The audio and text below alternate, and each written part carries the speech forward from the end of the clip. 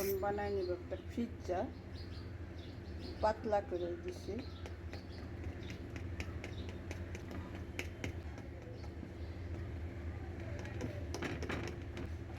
দিয়ে দিব tomato sauce,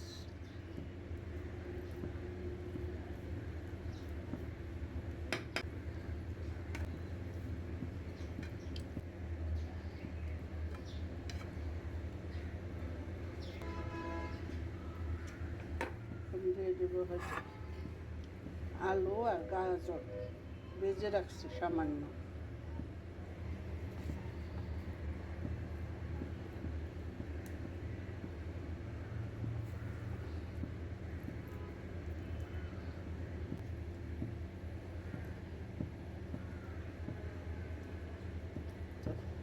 বসাই দেব।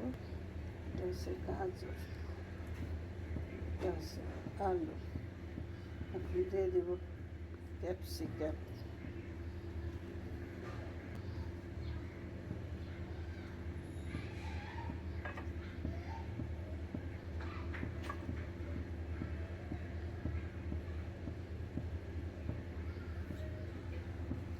আমার ঢাকনাটা কোথায়, ঢাকনা দিয়ে দেখে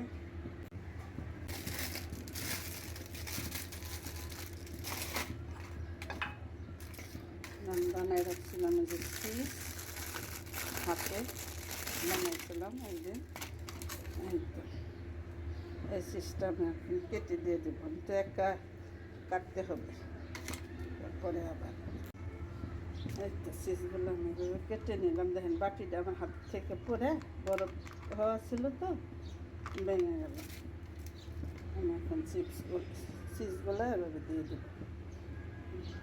বাসায় বানাইছি, আরেকদিন আপনাদেরকে দেখাবো কীভাবে চিজটা বানাইতে হয়।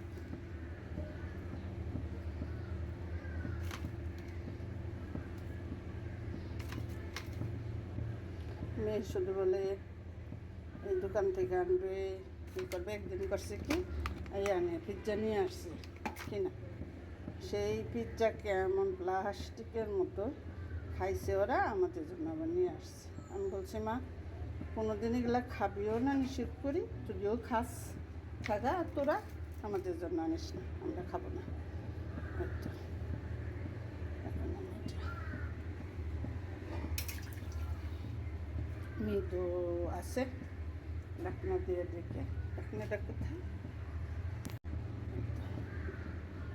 চিজগুলো দিয়ে দিলাম সুন্দর করে, নিজের হাতের বানানো সব কিছু। এখন এরকম বসাই দেব। একদিন নিয়ে আসছে বাজার থেকে, হলো এই পিৎজা কিনা, পিৎজা বার্গার পিৎজা এগুলা খায়, আমাদের জন্য নিয়ে আসে। আমি বলছি কোনভাবে বানায়, পাউরুটিগুলো কীভাবে বানায়, সবাই এভাবে বাসায় বানায় খাওয়ার চেষ্টা করবো।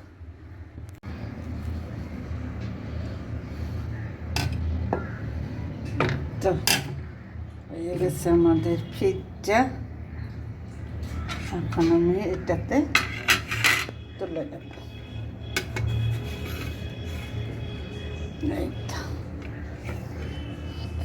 কত সুন্দর হয়েছে।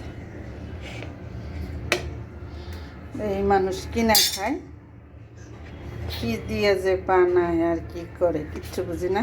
প্লাস্টিকের মতো এরকম পিৎজারি টান দিলে কেমন প্লাস্টিকের মতো হয়। আর আমারটা দেন যায় কি সুন্দর হয়েছে। আমি তো এই যে বাসায় বানাইছি, এটা কি সুন্দর নরম হয়ে গেছে। আবার যখন খাবো তখন একটু ওভেনে দিয়ে তারপরে